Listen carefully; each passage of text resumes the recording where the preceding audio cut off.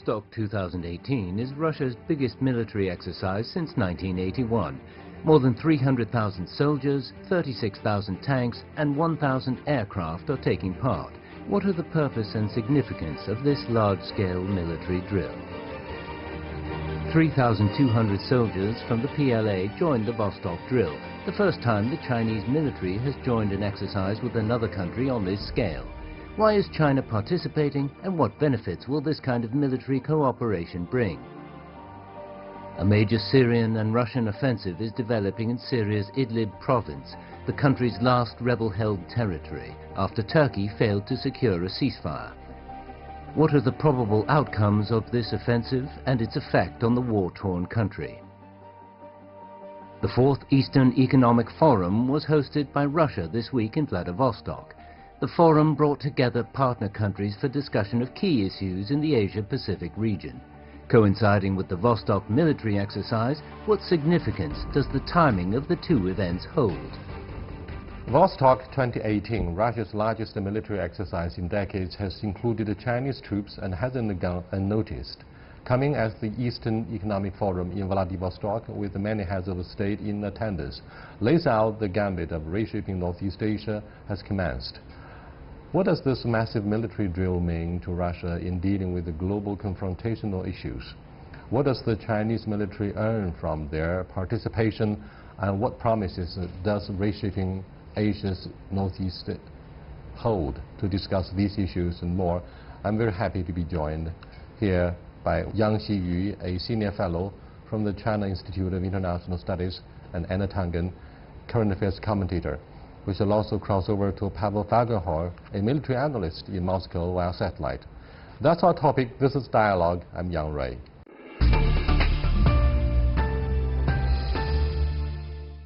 Welcome to Dialogue. Who is the self-fulfilling enemy of this massive military drill? Well, during the past, decades ago, the enemy of the military drills was very clear, Chinese PLA.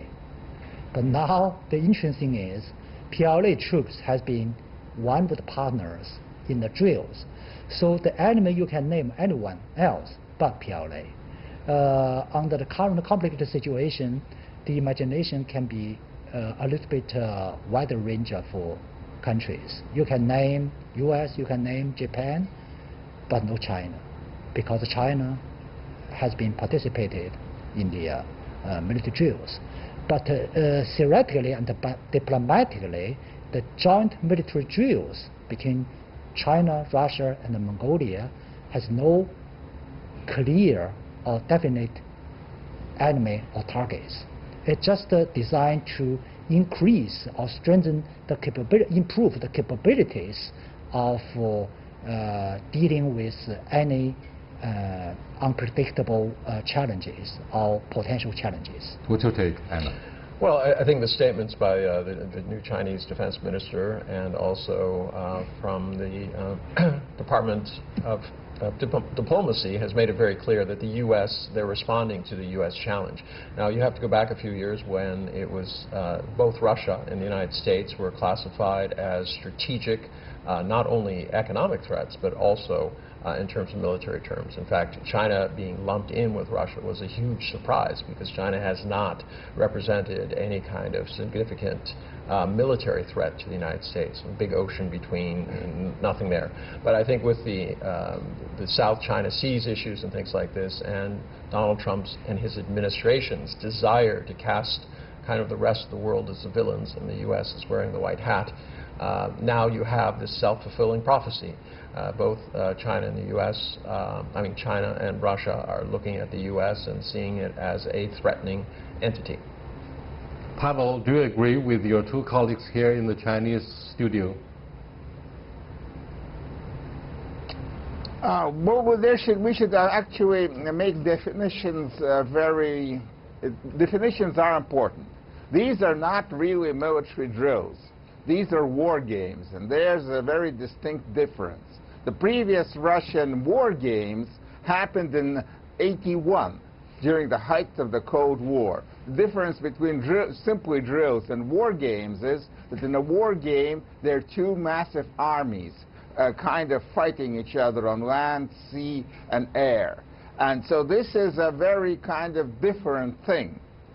This is a preparation, a test of the capability of the Russian military to mobilize very large numbers of troops, sustain them, move them to the battlefield, sustain them in the battlefield. This is a kind of preparation for a possible massive regional war that could actually escalate into a global war. So this is a very, very important event for the Russian military, and they're very proud of themselves that they have managed to make a war game that's actually bigger in size than anything that happened during the Cold War. What Pavel says seems to make some sense, and in the context in particular of the hostility that the West, particularly the United States, cherishes with the end of the Cold War. Now, despite the disintegration of the former Soviet Union, why do you think the Russian troops always stand ready to fight? Well, simply because in recent years, Russia has been facing increasing security pressures from the West, especially from the NATO led by the United States, especially under the Trump administration. The confrontational situation between the two, Russia and the U.S., not only take place in Europe, but also in the Middle East. And also, U.S. has been increasing their military deployments in the Oriental front. So basically, Russia has been facing pressures and threats from the two fronts, Eastern and the Western. So excuse me, perhaps people who follow our program may disagree with you, since the predecessors of Donald Trump have adopted the reset policy in an effort to improve relationship and even trust between Moscow and Washington. Why? What's going on? I mean, what has gone wrong? Well, to some degree, I agree with what the point you mentioned. In person, I also agree that President Trump really wants to improve relations with Russia so that the U.S. can focus on China. It would be stupid, it would be difficult for U.S. to challenge both of the powers. So they are two permanent members of the UN Security Council, and they have sizable armies. Yeah, but because of the domestic politics in the United States, the reality changed Trump's previous idea. So now U.S. has to fight both against China and Russia. Now, Pavel put his finger on two very important concepts. One is war game, the other just a regular military drill. He seems to have implied a deep and powerful message targeting the United States, because Mr. Yang Xiyu has dismissed, obviously, the self-fulfilling enemy of China. During the Cold War, we were the public enemy #1 of the Soviet Union, and the other way around held water as well. Well, I mean, China's participation has to be put in perspective. I mean, less than 1%. China has 3,000 soldiers. This is 300,000 soldiers coming from Russia. So it's not like half the PLA is going to be involved in this. But there's also, from the Chinese perspective, there's no desire to amplify the situation. They don't want to say that, you know, they're going up against the United States. They're participating. Remember, both of these countries are members of the SCO, Shanghai Cooperation Organization. And part of this can be seen as a detriment to internal strife as well. But I mean, going back to the most important question, I mean, right now Russia believes that Europe and America lied to them during the breakup of the Soviet Union. They had verbal assurances on the floor of the Duma by U.S. officials, and it was agreed that NATO would never expand, that you know, economically there would be buffer states between Russia and Europe, and that, you know, NATO, in essence, now that Russia had kind of dissolved, not the USSR, had dissolved, was not going to be this kind of implacable enemy that was things. But instead of that, NATO has continued. Its only real purpose was also to fight Russia or the USSR. So there's real questions in their mind. And because of that, you see not only the military, but the political and economic changes which are occurring. You know, we see this with Donald Trump. It's not only belligerence on the military side. He's doing it economically and also politically. Pavel, can you brief us on the threat assessment by Moscow? Well, the Russian military buildup began about 10 years ago, long before Trump turned to be president and powerful politician from being a TV star. So this is not connected directly right now to what Trump is doing or not doing. This is a basic threat assessment by the Russian military, a threat assessment that has been supported and accepted by the Kremlin, that there's a growing threat of war, that war is going to come. It's, the initial assessments, as it was described by the Russian military leadership in open sources, was somewhere in the mid-20s. Now apparently they shifted their threat assessment to more earlier, and that's because what's happening between Russia and the West after 14, after Crimea. And so that's what Russia is basically doing, preparing for a possible confrontation. Even right now, as we're speaking, there's talk on both sides, to some extent, of a possible, actually, military clash between Russian and American forces in Syria. So basically, this is a very kind of volatile situation, and seen as volatile. But at the same time, of course, these war games are happening on the other side of the world, from Syria or Europe or NATO, and happening on the borders of China, actually. And the invitation of Chinese troops to take part as a courtesy is most likely to show Beijing that this is not aimed against China, that this is a technicality to some extent, that it's happening in the Far East of Russia because of, say, the Vienna document that does not really allow such massive war games in European Russia, but there are no regulations for the Far East. So that's important to send this message to Beijing, that though it's happening on the Chinese northern border, it's not against China. Russia and China right now are good, but the problems with the West are just growing and getting worse. Look, Pavel, despite the demise of the Soviet Union, the Russian Federation turns out to be the only country or armed force that has the capability to destroy the United States over and over with numerous nuclear warheads. So no one could pose a serious threat to the national security of Moscow.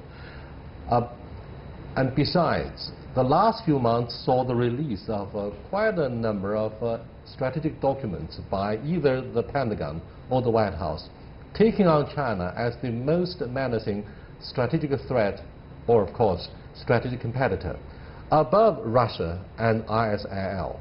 China was shocked. Policymakers in China have been shocked by the self-fulfilling prophecy of the Pentagon, of the White House and the State Department. So what do you think of the excessive fears upon which your military is built upon? I mean, this doesn't make sense for China. No one can seriously threaten the national security of Russia. Besides, President Putin has deployed your troops to defend your stakes in Syria at the cost of the American withdrawal somehow. So all signs indicate that no one can, can scare Russia. Pavel. Well, the Russian generals would not agree with you, most likely, because they would not accept that they are not the prime target of the United States. They have survived in the 90s on very, very lean budgets, And now they're, of course, emphasizing the threat to Russia as much as possible and even over that, because they're in the constant internal confrontation with the economic liberal part of Putin's government to keep defense spending at high levels. Of course, they are saying we are the target. It's not, China is maybe too, but we are the main target of the Americans. Therefore, Russia and China have to come very close, facing the same threat from the Trump administration. Even Trump, had Trump not taken office in the presidential campaign, other presidents in the White House would have adopted the same hostile policy towards China. Do you agree? Well, yes, I agree. However, the strategic situation a few years ago is quite different from now. The fact is, in the late years of Obama administration, the current situation had been evolved towards the current shape. Say, U.S. gradually moved to a position to fight against both Russia and China at the late years of Obama administration. But before that, that's not such a one versus two strategic structure. So right now, both China and Russia, it's hard to tell which one is major targets between China and Russia. Which one is major target from the United States? It's hard to tell, but it's easy to tell. Both Russia and China now are facing similar military threats from the U.S. But on the other hand, both China and Russia want to be following the strategic and the military confrontation against the United States. So that is the complicated factor now. What do you make of the mutual trust between Russia and China? Well, I think it's at arm's length trust. I mean, there's a lot of things to overcome. There were hostilities in the past, but there's increasing amount of trade with all of these sanctions that Donald Trump has wanted to impose on everybody. He's literally, he's kind of isolating the U.S. China, obviously Russia is an export country for resources. China needs them. It's a neighbor. Gas, energy in particular, is a very, very big factor in the relationship between these two countries.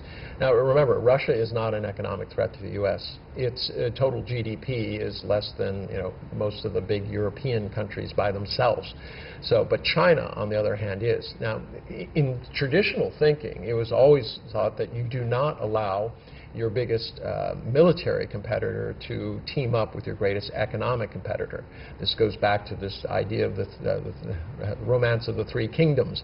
You just make sure that you try to keep people apart, and that's what Nixon did.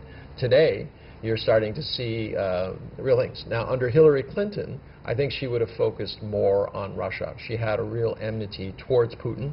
She did not always get along with China, but I think she was more careful about trying to have two enemies at the same time. There have been discussions about the role China plays in the post-Cold War geopolitical scenario. Mm-hmm.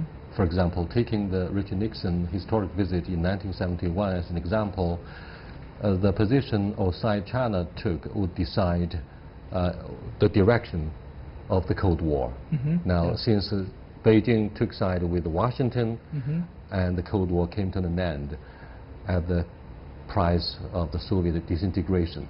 Mm-hmm. Now, do you think this time around Washington has made a very serious mistake, poor judgment strategically, given historical lessons? Yes, I do believe the U.S. is making historical and a terrible strategic mistake by making two enemies at the same time, especially two enemies of the other two largest military powers and economic political powers in the world. So in my view, you mentioned through Nixon's visit, the strategic triangle was created. And now I would say strategic triangle version 2.0 is emerging. But this time the structure is quite different. Say, during the past, China and the U.S. versus Soviet, but now the other side, the other shape. So such a historical mistake will not only damage American national interests, but also damage the other two and global peace and stabilities as a whole.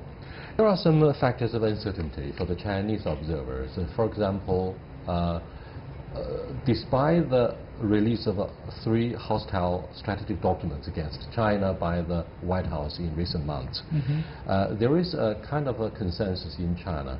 The closer we get to Russia, the more hostile Washington would become towards China. And therefore, we have to weigh carefully. We have to figure out whether we would enter into strategic or military alliance with Russia. The China and Russia insist we are strategic partners. We are not military allies. So what do you think of the Chinese calculations at this moment? Well, I think not only China but also Russia shared similar feelings that taking sides. Now, let me put it this way. China and the U.S. has been in the contradictions.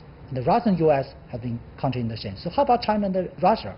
And both Moscow and Beijing carefully and thoughtfully believe taking sides between China and the U.S. or Russia and U.S. Will not be its national interest. China believes we don't want to take sides between Russia and the U.S. However, Russia and the U.S. in fact facing the similar threats from the U.S. That is why you mentioned strategic partner. That's not alliance. Thank you so much. You're watching Dialogue with Mr. Yang Xiyu, Mr. Anna Tangen, and Mr. Pavel Fagerholm. We are addressing the impact of the largest military drills by the Russians in the wake of the Cold War. It's called Vostok 2018, the largest since 1981, the height of the Cold War. We'll be back in a short while. Stay with us.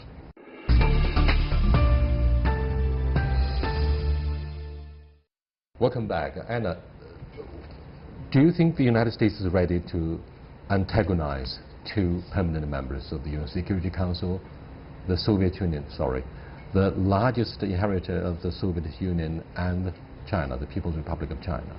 Well, militarily, no. I mean, our army isn't physically sized to do that, but there have been some calculations made on the U.S. side as to whether or not they could sustain a 2 major front war. Now, remember, if a few years ago... Rumsfeld said that the United States was able to combat and win 2 low-intensity conflicts in the wake of the Cold War. But do you think the Pentagon still believes in this theory?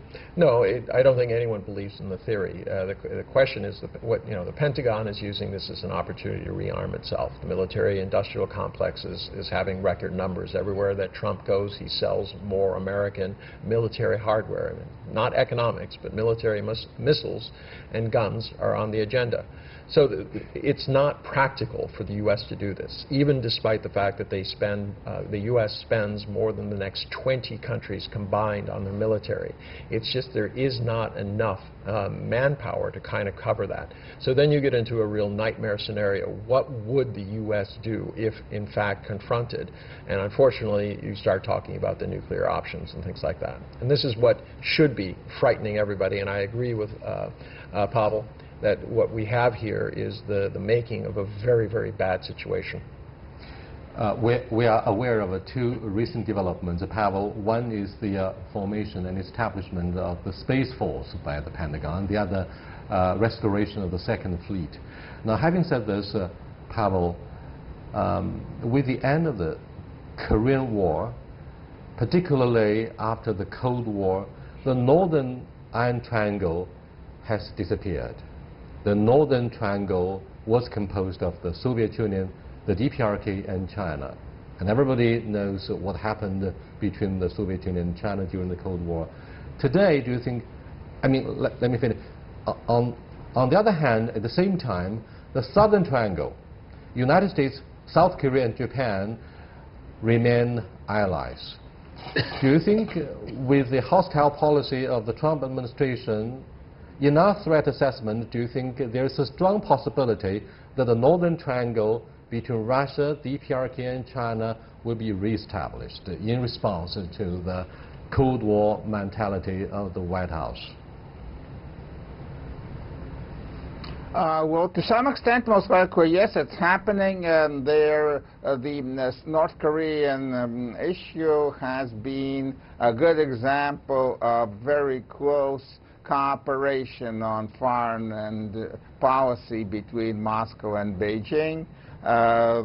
Both sides were having more or less a similar position, acting very, very in concert with each other. On other important issues, it's not that close. I mean, China does not want to really get involved in the Russian problems with NATO or get deeper into Syria, but on North Korea it's working, and that could be kind of practice could be spread out to other issues. Russia and China are increasingly working in cohesion, which is inevitable. The United States is just pressing these two great nations together, and which is, of course, I would say, not a very wise policy, but that's the problem with the present American administration. It's acting erratically in almost in anything it's doing.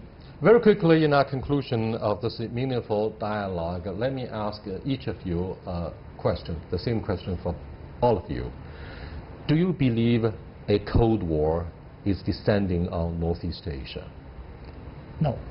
Simply because neither of the players, especially North Korea, don't want to return to the new type of Cold War, and they want a new type of relationship with the United States. For China, the similar way of thinking, and I do believe Russia had to return to the Cold War with the United States.